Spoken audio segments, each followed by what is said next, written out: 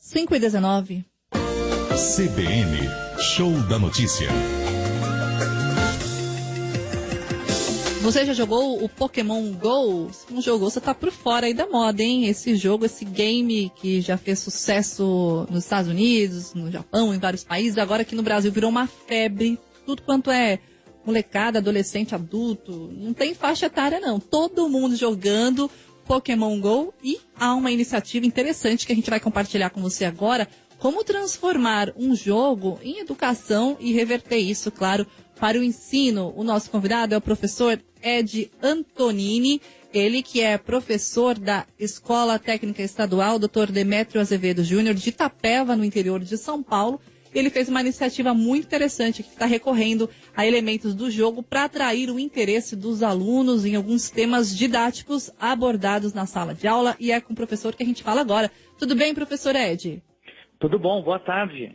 Boa tarde, professor. Professor, como é que surgiu essa ideia de utilizar essa febre mundial e trazer ensinamentos aí na sala de aula, professor? Bom, acontece que a aula na escola técnica ela tem que ser bem dinâmica, né? Uhum. É um tipo de aula que eu gosto de fazer, sempre colocando aí temas culturais dos meus alunos, como eles estão aí na faixa dos 18 a 25 anos, a gente sempre fala muito de videogame, de filmes, quadrinhos e por aí vai. Como tinha acabado de lançar o Pokémon GO aqui no Brasil na semana anterior, numa aula dessas que eu estava falando de eletricidade mesmo, no qual a gente acaba usando trigonometria, eu falei para eles, olha, se vocês se comportarem aí durante a aula e ficarem bem atentos, no final eu até ensino trigonometria com Pokémon GO, né? Claro que a sala sempre muito interessada em aprender, no final eles acabaram cobrando e ali no momento, no final da aula de brincadeira, eu acabei falando, vamos filmar então, depois eu ponho no meu canal no YouTube, e foi o que aconteceu, subiu e ficou divertido assim. E quais iniciativas também o senhor está ensinando? Então, trigonometria, por exemplo, é uma estratégia. E como é que o senhor faz ali para explicar, por exemplo, o teorema de Pitágoras ali para os alunos usando Pokémon GO? Pois é, como é assim, inclusive até na mecânica do jogo mesmo eu não estava 100% certo. Mas o que acontece? Quando você coloca o jogo na posição de economizar energia, ele acaba pegando os pontos do GPS de vez em quando, né? Então, por exemplo, se você acabar andando e virando uma esquina, ele vai contar mais ou menos errado o quanto que você andou, porque, afinal de contas, você andou a hipotenusa e não os catetos. E essa é a conta que ele faz. Aí, mostrando pelo teorema de Pitágoras, né, a soma dos quadrados do cateto é igual ao quadrado da hipotenusa, eu acabei demonstrando como fazer para incubar o ovo direito, né? Que legal. A quilometragem correta. E, professor, e a direção do colégio ali, como é que recebeu? Porque hoje é um desafio, né, para os educadores esconder os celulares ou deixar pelo menos que eles fiquem no silencioso ali em sala de aula. Como é que a direção do colégio apoiou essa iniciativa? Primeiro você criou essa ideia na sala de aula e depois levou para a direção. Conta como é que surgiu isso, professor. O que acontece é que tanto o Centro Paula Souza, até pela direção da escola, né, eles permitem muito ao professor fazer a aula do jeito que ele achar melhor. Obviamente, todos os professores são pessoas estudadas que entendem de didática, de pedagogia, então a gente traça tudo isso no que a gente chama de plano de trabalho docente, logo no começo do ano. E a gente explica mais ou menos como vai ser a nossa aula. Então, meio que é uma coisa já pré-aprovada. Obviamente, eu não falei exatamente de Pokémon GO, mas, por exemplo, no meu plano, eu sempre deixo bem claro que a gente usa muita tecnologia em sala de aula e muitos temas tangenciais aos alunos para fazer essa incorporação da temática com a disciplina mesmo. Professor, qual que é a mensagem para os educadores aí que querem competir com Pokémon GO, com outros games e pensam assim, poxa, meu aluno só quer ficar ligado no celular, é uma alternativa, é um meio aí de se pensar como utilizar a ferramenta internet e essa coisa tão dinâmica para se aproximar do aluno e trazer a matemática, a química, a física, a língua portuguesa e usar tudo isso para aproximar o aluno? A minha mensagem para os professores, para os colegas é, primeiro, não ter medo da tecnologia, né? Às vezes a gente vê coisas novas aparecendo e nem quer mexer, mas na verdade é o seguinte, é o universo do nosso aluno, é no que ele está interessado, então, à medida que a gente for incorporando o nosso conteúdo na realidade do aluno, vai ser sempre uma experiência prazerosa. A gente sempre tem que deixar a mensagem muito clara que nós, como educadores, nós não somos o inimigo, nós não somos o adversário, mas sim, nós somos aquela pessoa que auxilia o aluno a crescer na jornada da vida dele. A gente está conversando com o professor Ed Antonini, da Escola Técnica Estadual ETEC, Dr. Demétrio Azevedo Júnior de Itapeva, no interior de São Paulo. E aí você tem alguns vídeos, né, professor? Eu até estava olhando um deles aqui, o senhor traz uma explicação até curiosa, que queria que você explicasse aqui para o nosso ouvinte, sobre, no caso do Pokémon GO, né, provando que para chocar um ovo de 5 quilômetros, qual que é a distância que a pessoa tem que andar em linha reta para chegar até esse ovo, professor?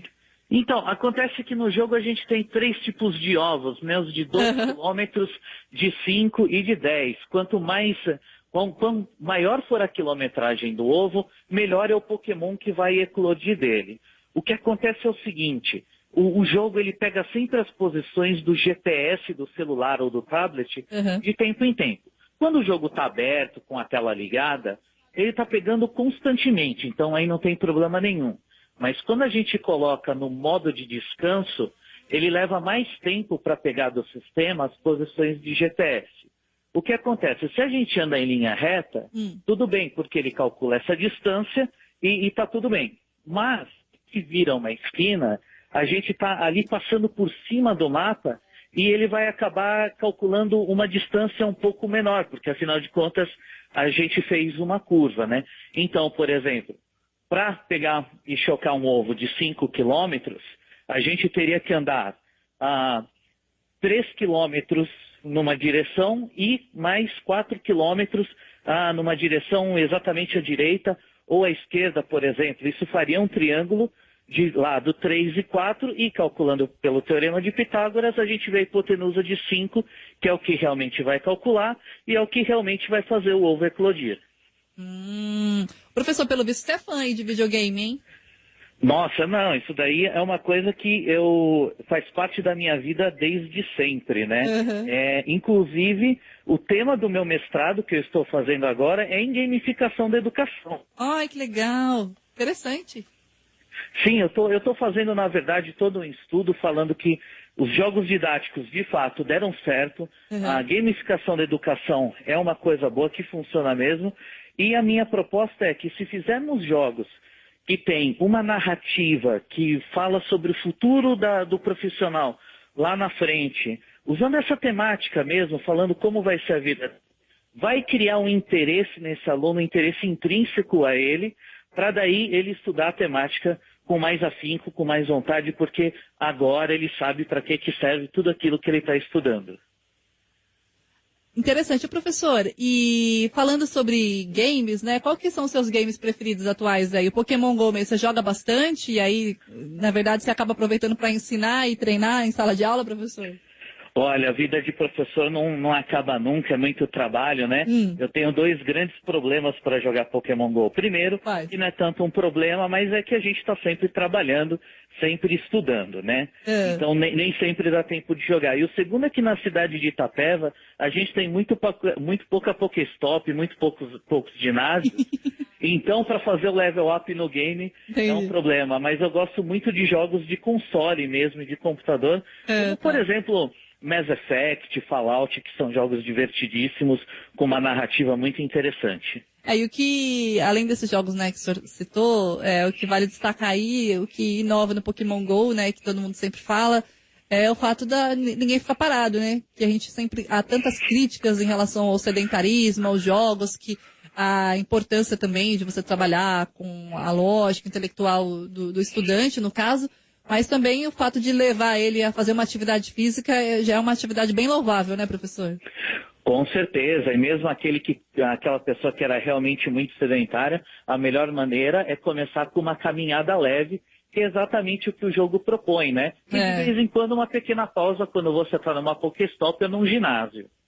Muito bem, professor, aqui conversando com a gente aqui na CBN, mostrando que é possível sim, no momento em que a gente fala tanto em tirar os celulares ali da mão do aluno, na escola, o professor compete também com as redes sociais, né, professor? Aí uma experiência que mostra como aproveitar os games, até um assunto do mestrado do professor Ed Antonini, da Escola Técnica Estadual ETEC, Dr. Demetrio Azevedo Júnior, de Itapeva, no interior de São Paulo, mostrando que você pode aliar, sim, a gamificação à educação, né, professor? Esse é o recado aí para os nossos ouvintes e para os seus alunos também, que com certeza estão nos ouvindo neste sábado, né, professor?